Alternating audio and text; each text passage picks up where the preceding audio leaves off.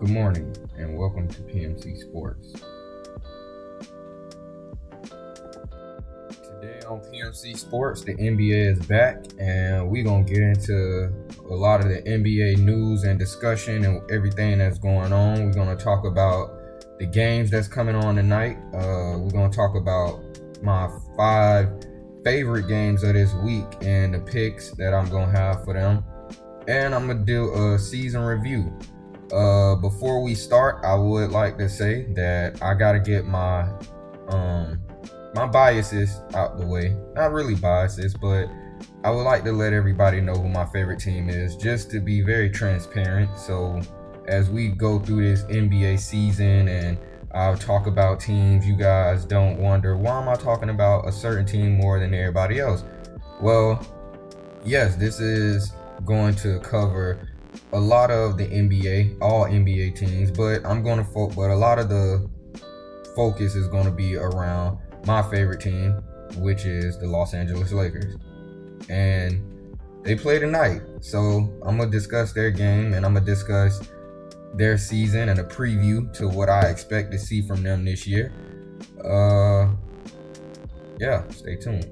Alright, I'm going to start with getting into the Los Angeles Lakers preview of what I think their season is going to be and how I feel this year is going to be either different or the same as last year. And let me start by just giving up some early updates that I got. Dennis Schroeder is expected to miss 3 to 4 weeks after surgery on his thumb. A month of the season without a guard that you signed when you needed some wing help. I'm not necessarily mad at the Dennis Schroeder pickup. I don't really think it added anything to the team, but I understand I feel like they're going to probably try to get rid of one or two of these guards by the trade deadline anyway. Whether it be Patrick Beverly, Westbrook, or whomever, I can see them moving off of one or two of these guards by the trade deadline. So, I mean, by the time Schroeder come back within a month, I don't know how the season will, the season might be going well, but it might not. And he might have a role on this team by then, and he might not, because by the time he comes back, Troy Brown will be back also. I'm sure Westbrook hamstring injury will be cleared up by then and he'll be playing. So you'll have a guard rotation of Westbrook, Patrick Beverly, Kendrick Nunn, Lonnie Walker, Troy Brown, Austin Reeves. That's 6 guards right there. And Troy Brown can kind of switch in between, because he's 6'6". He can switch in between 2 guard and small forward, which we don't have a lot of, but you still have 5 other guards. And I feel like in this rotation where you have 5 guards, somebody is not going to get minutes. Somebody is going to be isolated. Right now, 2 of our guards probably won't play tonight. Westbrook might not play tonight, and Dennis Schroeder is definitely not playing tonight. So the main guards for tonight will be Patrick Beverly, Lonnie Walker, Austin Reeves, and Kendrick Nunn. And I know a lot of people think that this is probably the guard rotation we should go with for the rest of the season, because a lot of people want Westbrook gone. And that's because of the season that happened last year, how bad it went. It was probably Westbrook's most underachieving season from his standards. And I think that some of it is valid. Some of the criticism he get is valid.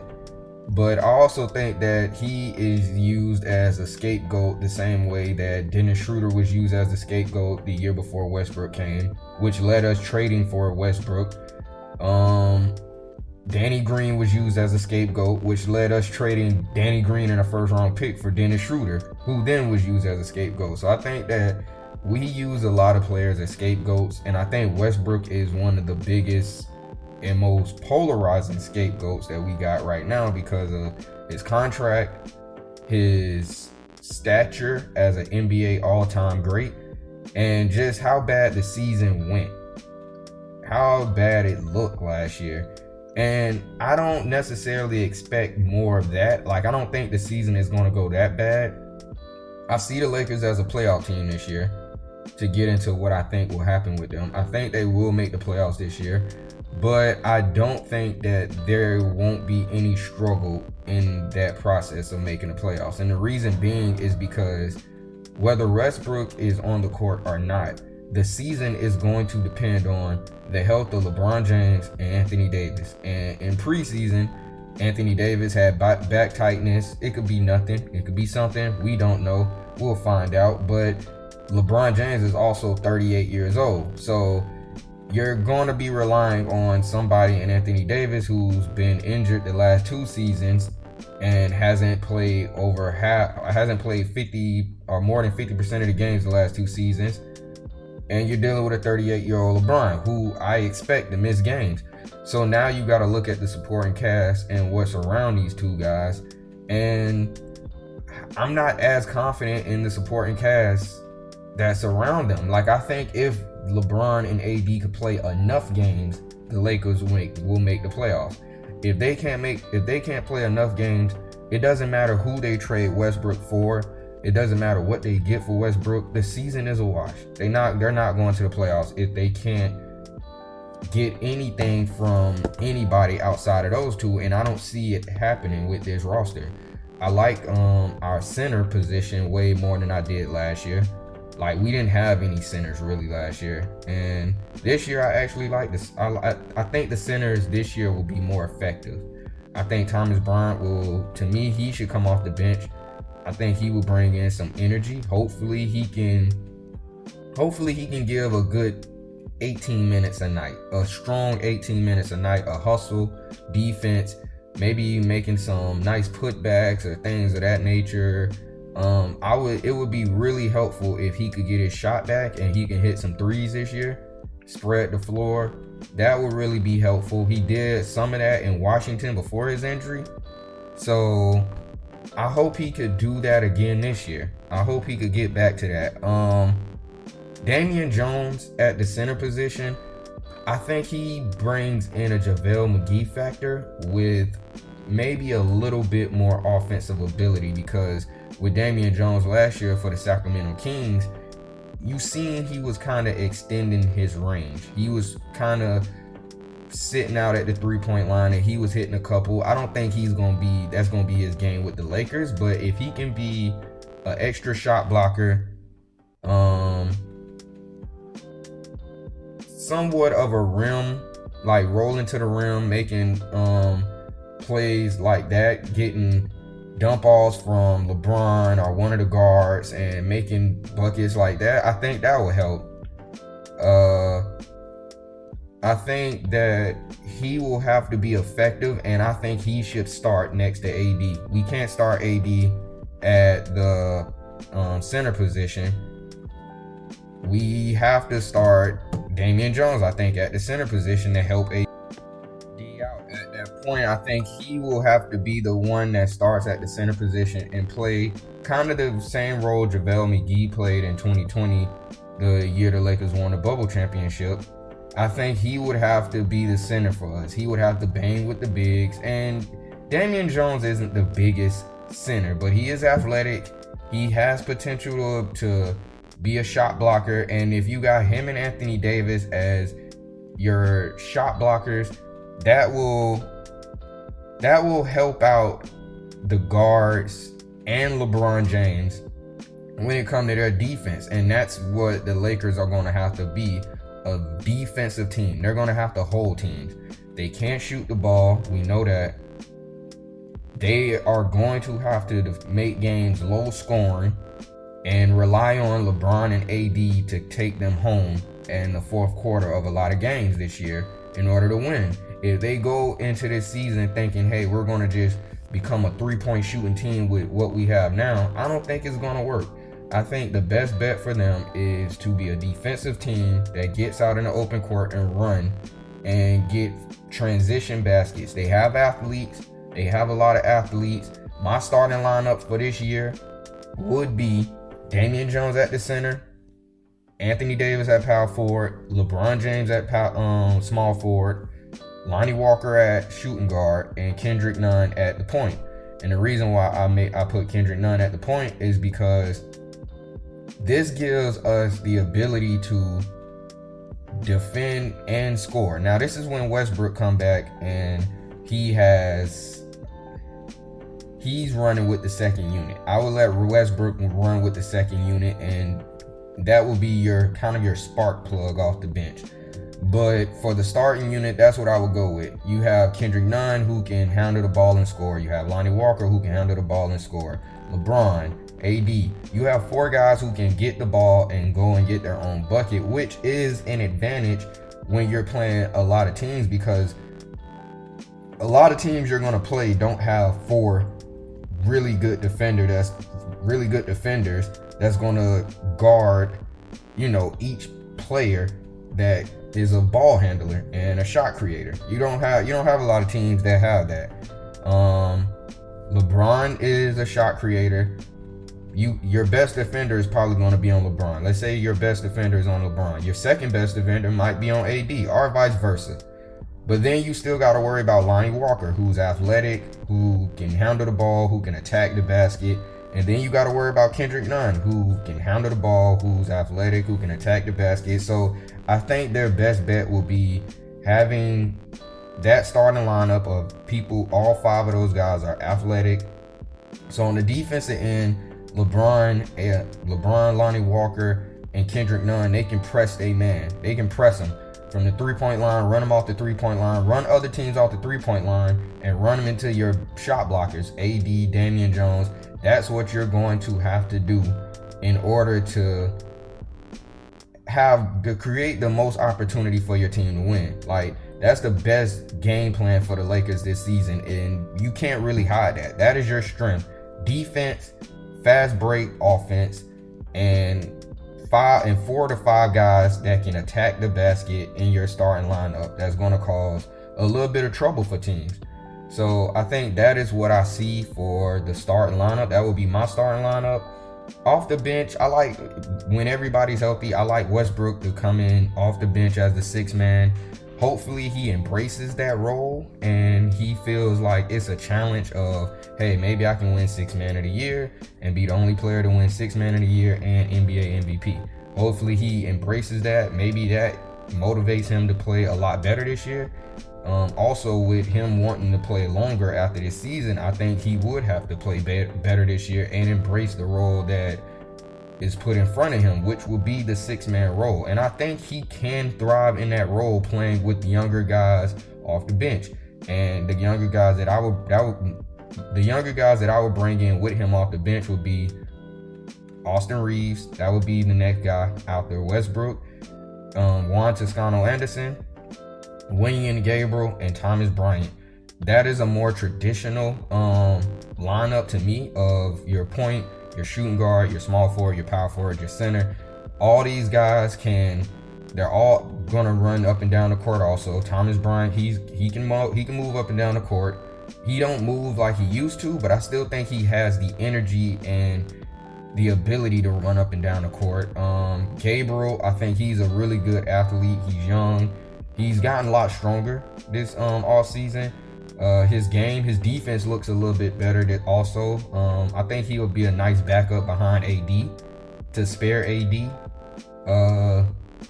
I like Juan Toscano-Anderson playing the backup to LeBron. Another person that he fits. He's an athletic guy. Hopefully his 3-point shot is decent this year. I'm hoping he could at least shoot 35-36% from the 3-point line. That might be, I don't think that's asking a lot. I would hope that he's able to at least hit around that range.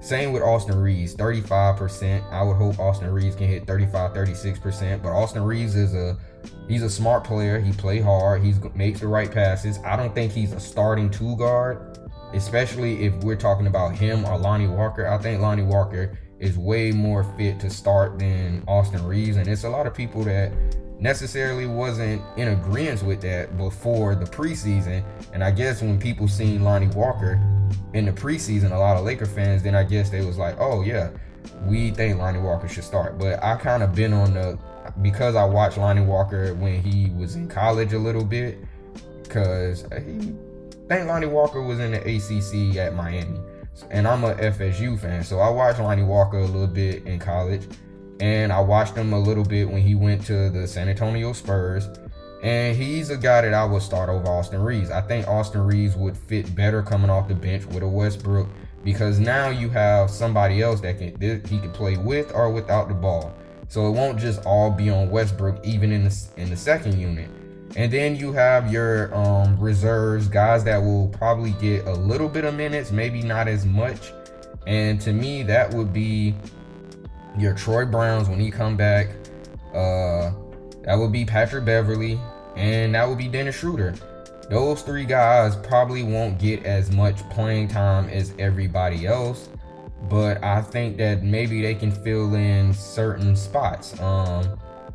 Matt Ryan, he got a contract. He made the final 15-man roster. I think he'll play maybe every now and again.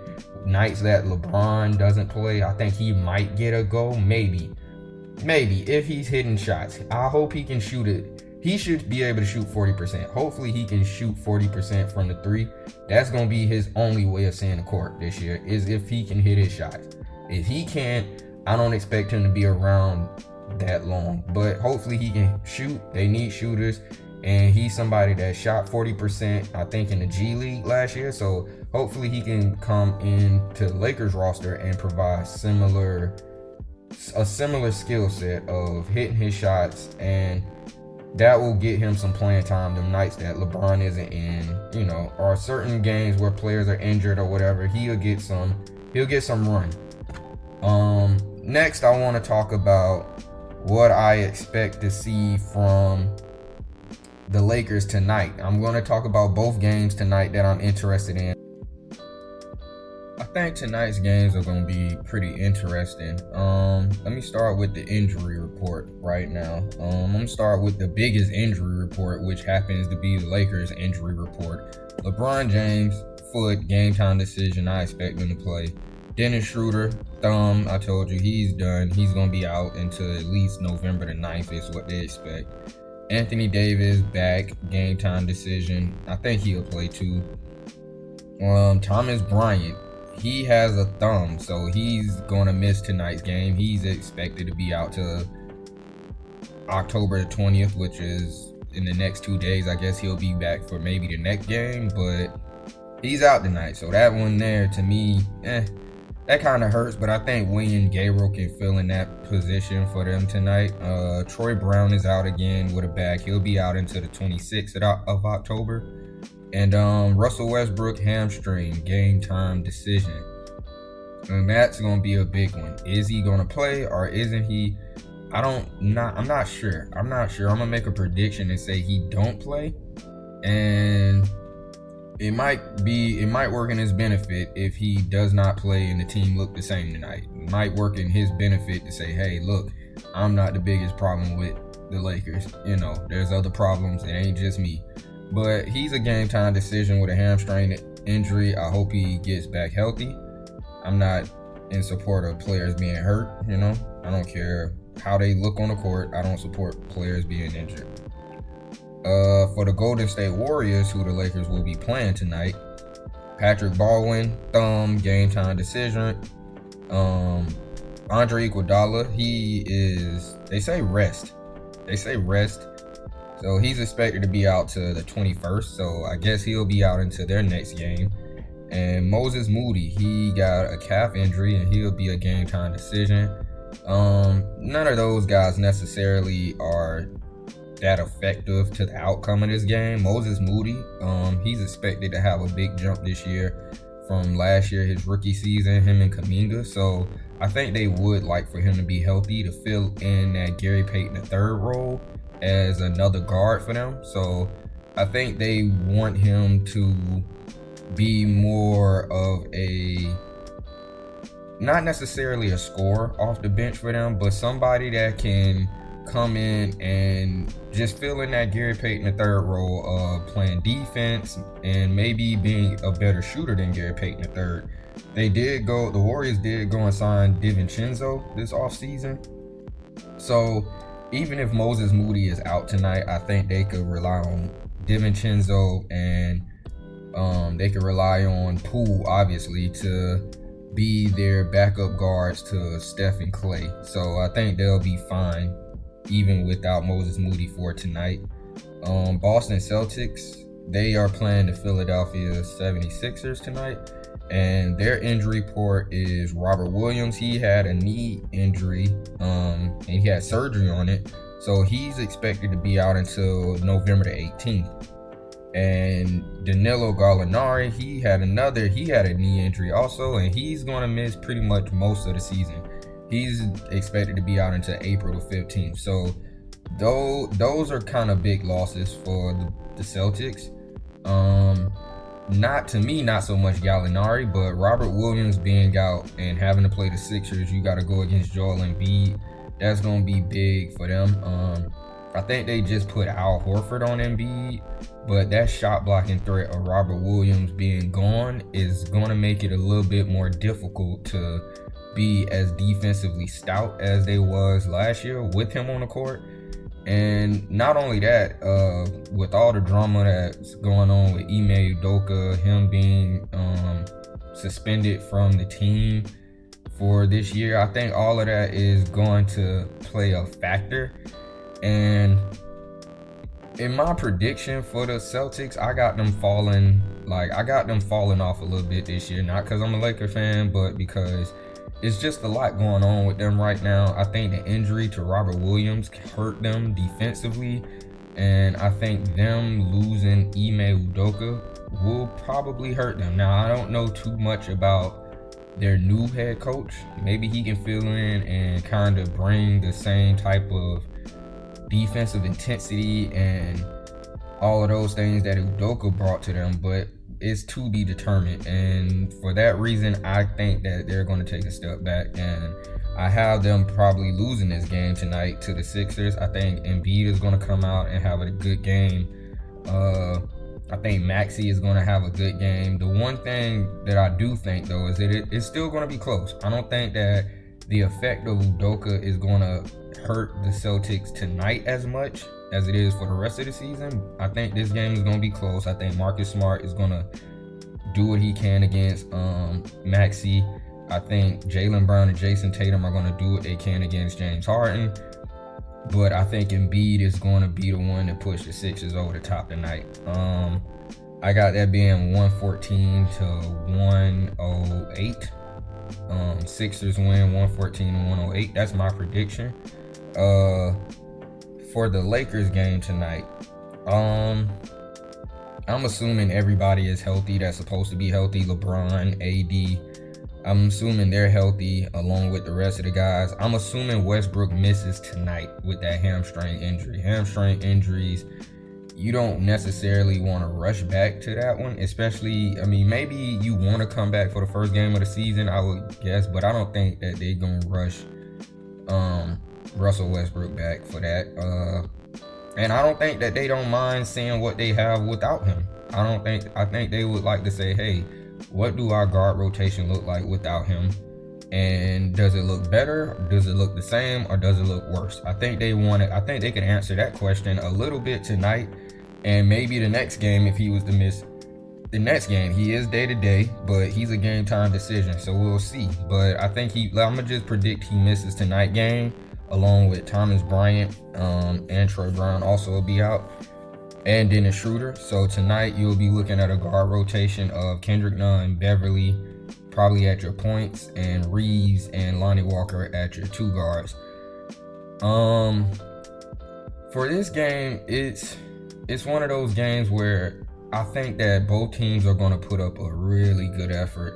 I think that LeBron and AD looked really good in the preseason. He looked like his old self. He was dominating on the offensive end. He was rebounding really well.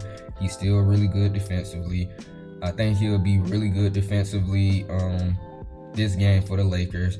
There is no big man that the Warriors have that's going to lock up AD. I know Draymond is somebody that plays physical, plays AD pretty well, but I don't know. I think AD is going to have a good game against the Warriors.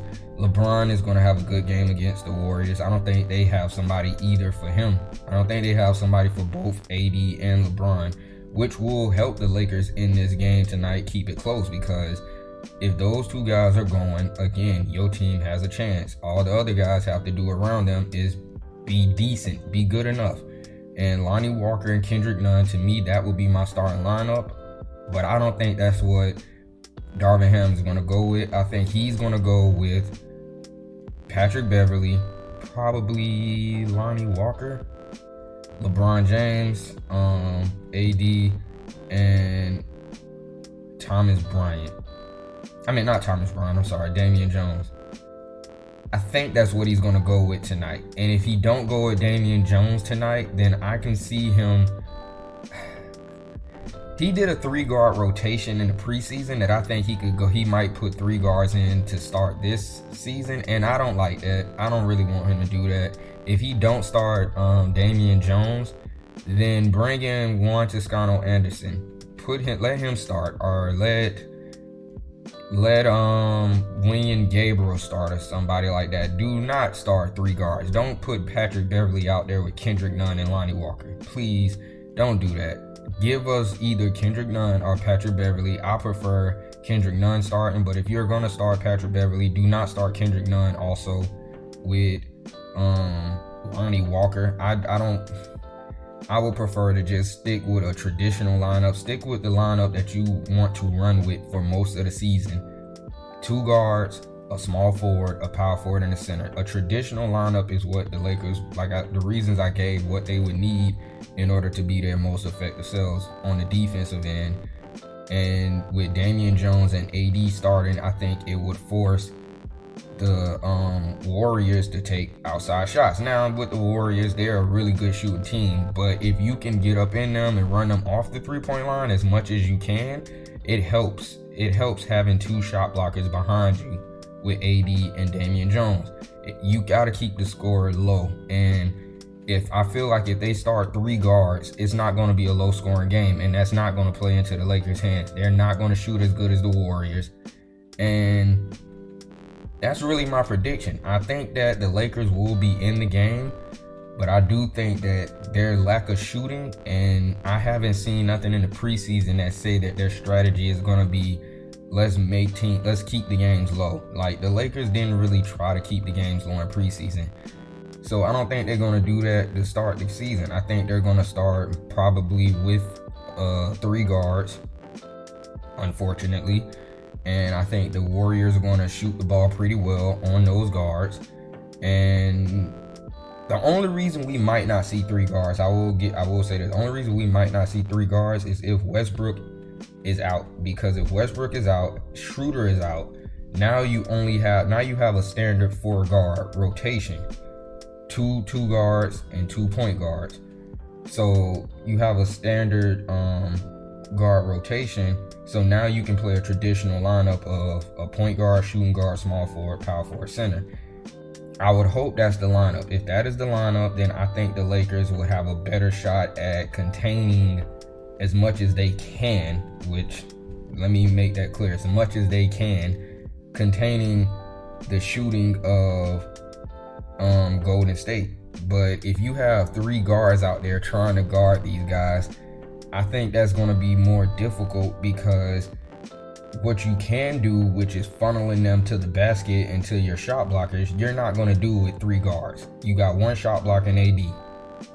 Yes, he's going to probably guard, and LeBron is going to guard Draymond probably tonight. So who's AD going to guard? Wiggins? You know, like, is he going to guard Looney? I mean, I would prefer that you put AD on Draymond and you put Damian Jones on Looney and you put LeBron on Wiggins.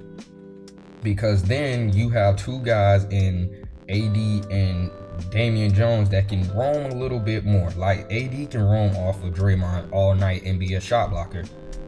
And Damian Jones, he can roam off of Looney if Looney has to go and spot up at the 3-point line or spot up away from the basket. Damian Jones can roam a little bit off of Kevon Looney and help protect the rim also. And I think that will be the best bet for the Lakers, is to funnel everything to the paint and have 2 shot blockers in Damian Jones and AD in your starting lineup. But if they don't do that and they go to 3-guard rotation, I think you're going to lose that ability somewhat. You're going to lose that ability to have that to funnel people into the paint like that.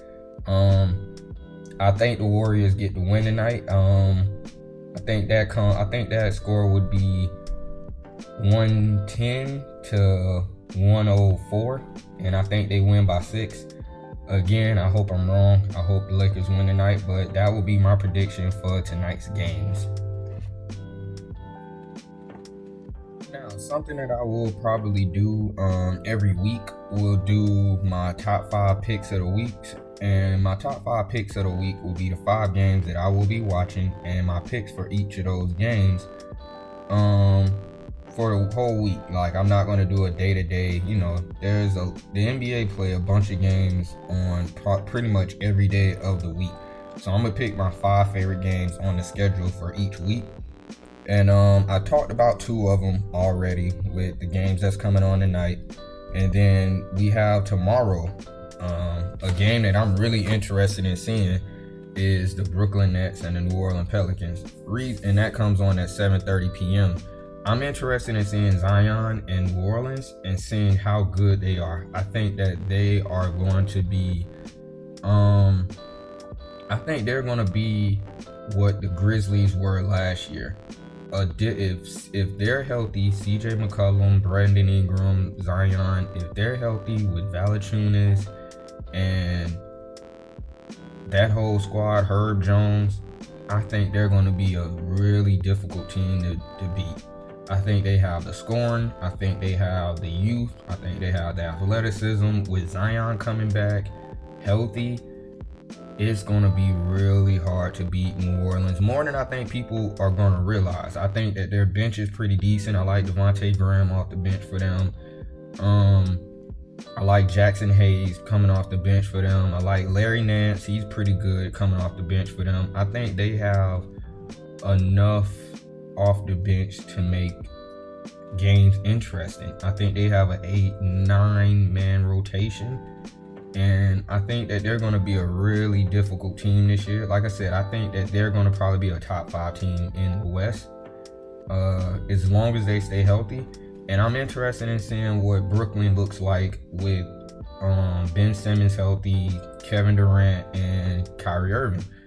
I think Ben Simmons fit what Brooklyn needs as far as defense and passing. He can pass, he can defend, he can be their point guard that they need to get Kyrie Irving and Kevin Durant easier shots that they couldn't get against the Celtics last year in the playoffs.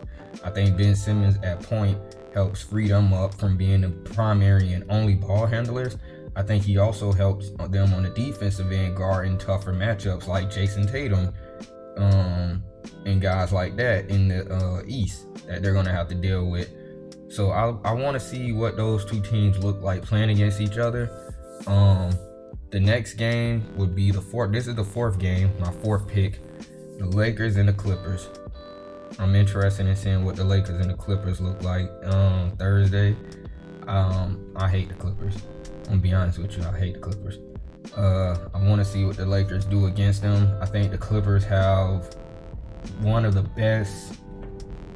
They have the best wing players in the NBA, like far as depth and talent, with guys like Paul George, Kawhi Leonard, Norman Powell, like Mark, like that. They are deep at the wing position.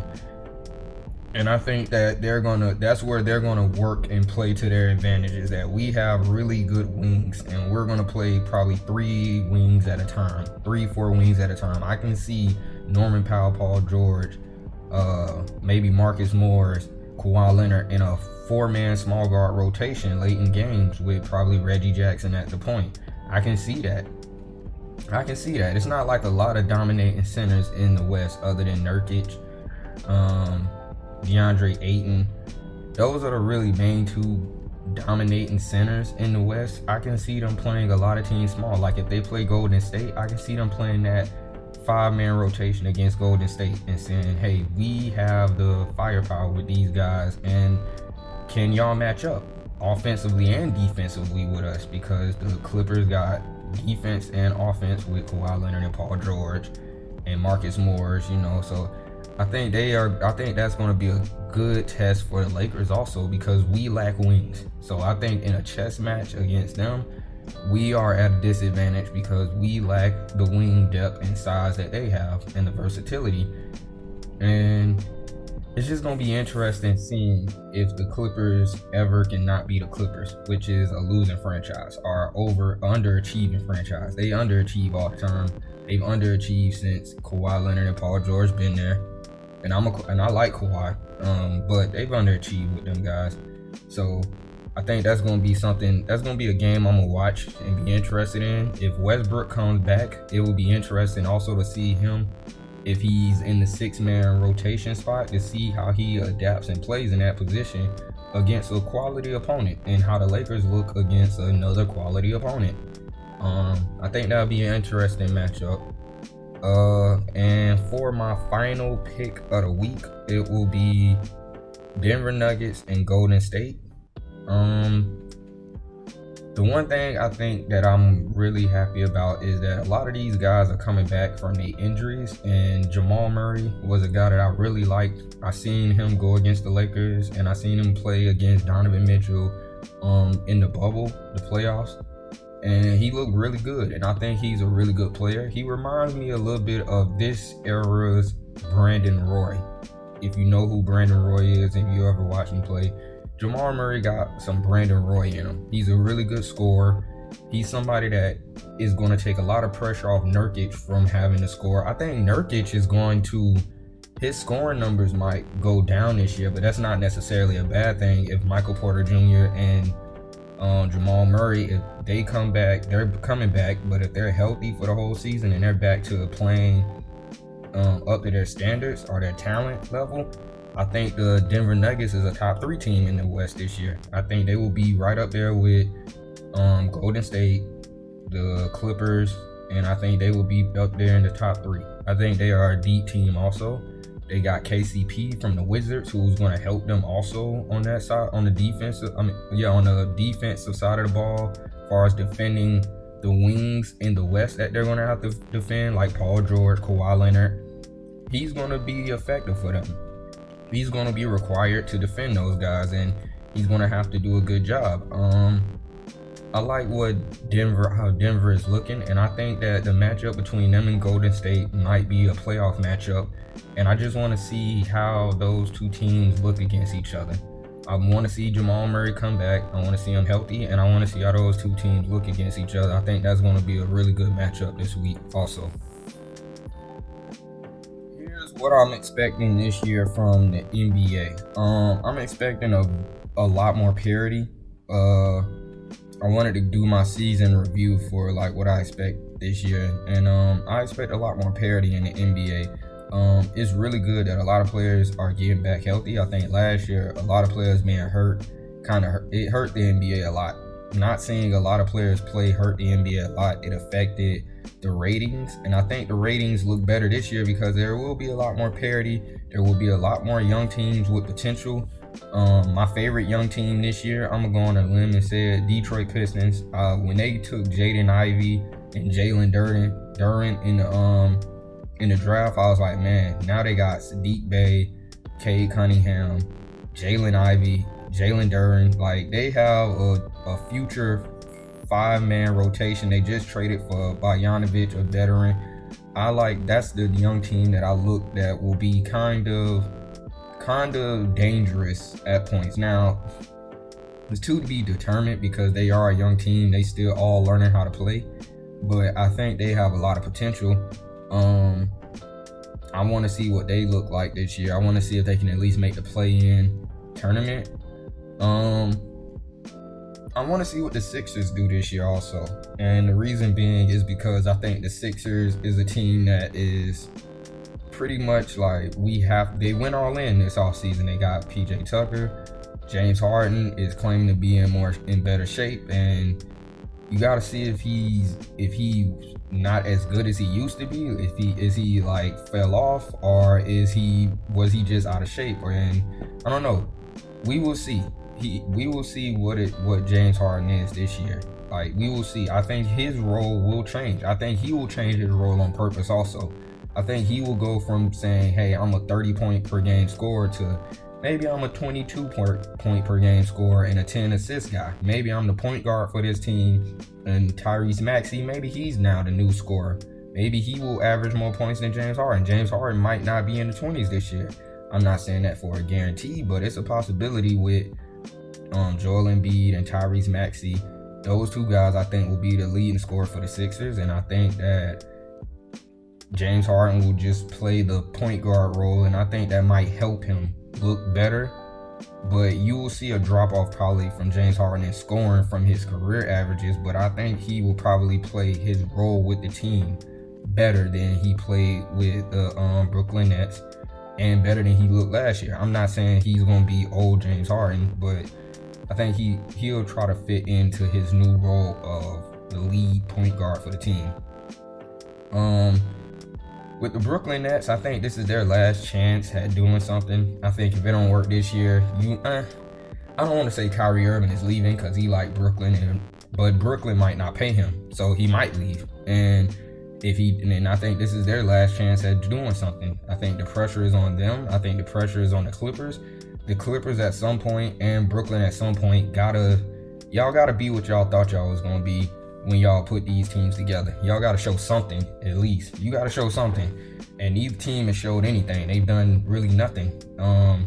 Everybody laughs at the Lakers and where they at, but the Lakers can say, hey, we got a championship. You guys haven't won anything. So Brooklyn and the Clippers, I think they're the two teams under the most pressure. I think for the Golden State Warriors, another team that I'm gonna be watching this year, I think this is probably Draymond Green's last year with them. Him punching Jordan Poole and him falling off as a player overall as far as his numbers, his athletic ability, his ability to do anything offensively. I think, and the fact that they done paid everybody except him. They paid Jordan Poole, they paid Wiggins just a few days ago. I don't think that they're planning on bringing back Draymond Green. Now, can they replace him? I don't know. I don't think they can necessarily replace what he does, but I think they have a lot of young guys that can come in and provide different roles, and they just will have to learn how to win differently. The Kansas City Chiefs got rid of Tyreek Hill. They got to figure out how to win differently, and they have. And I think the Warriors will probably let Draymond Green go next year. I think he might pick up his option, but I think they might try to move him. And I think they would be more interested in trying to figure out how to win differently from the Draymond Green era. Now, I'm not saying this to be official. Now, I don't know. Like, if the Warriors win another championship, it would be hard to get rid of Draymond Green, but I don't know. I can see if this was his last year, I wouldn't be shocked. The Lakers. I'm gonna go ahead and say it. If the Lakers, if they tail out this year, if they fall off again this year and they look really bad, blow the team up. Blow the team up. What's the point of keeping a 30 going on 39 next year, 39-year-old LeBron? And if AD is injured again this year, he has injury problems again this year, just blow the team up. Accept what you are. You got a championship out of it. Blow the team up and go younger. You can't keep trying to run back the same two players with a whole new group of players, a whole new group of role players every year. Westbrook will be gone. That is true. You will have more cap space next year. That is true. But your common denominator is still going to be LeBron and AD, and you're going to still be relying on their health. And you can't rely on the health of a 39-year-old and a guy that's been injured to his last two seasons. And if he's injured again this year, you can't do it. So I would say blow the team up.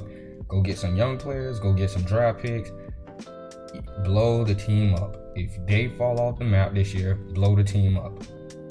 That would be my suggestion. But overall, I'm expecting a really good year. I got the Bucks going to the finals. I got the Bucks going to the finals out east. I like Giannis. Giannis is the best player in the NBA. Chris Middleton coming back. I think they would have went to the finals last year. Chris Middleton was healthy. They would have beat Boston. I think they would have beat Boston. Giannis almost beat them by itself last year. Giannis, best player in the NBA. I got them going to the finals. And out west, it's a little bit more difficult to decide who's going to go out west because the talent is really good out west. But I'm going to say the Denver Nuggets. The Denver Nuggets goes to the finals against the Milwaukee Bucks. I think the Denver Nuggets stay healthy. I think with them being healthy, you get Porter, Murray, Nurkic. I think those three players, along with the rest of their supporting cast, I think they go to the finals next year. And I could be completely wrong. Like, you can't really, it's hard to tell with the West because of all the talent. Like I said, the Warriors they're young, they still talented, they still got Steph, Clay, and all them. Draymond, he will be there this year, so he will still be good in his role for the team. So you can't necessarily say. And Wiggins, I expect him to still play good. I think it's going to be the Warriors and the Nuggets in the Western Conference Finals. I just got the Nuggets. I got the Nuggets winning because I don't think that there's anybody on. I don't know. It's just gonna be difficult. That's gonna be a difficult one, but I think the Nuggets probably pull it off and get to the finals. They lose to Giannis. Giannis wins it. I think the Bucks win it all this year. That's my prediction, but I got the Nuggets and the Bucks. But yeah, this was my episode 1 of PMC Sports. I'm gonna be talking about a lot more things when it comes to not just the NBA, but I'm going to talk about some NFL things. Also, later on down the road, I have a segment that's going to be called Pay Lamar. We're on Lamar watch, paying Lamar Jackson. So stay tuned for that. But yeah, I'm glad the NBA is back. I hope everybody enjoyed the games tonight and this week. I'll try to come on and do a review of tonight's game. After the game, I'll do a review and post it, and I'll also do a review of my picks after those are over with this week. I think probably Saturday or Sunday morning that should be up. And yeah, hope you guys enjoyed this, and don't forget to like, comment, subscribe, and stay tuned for more.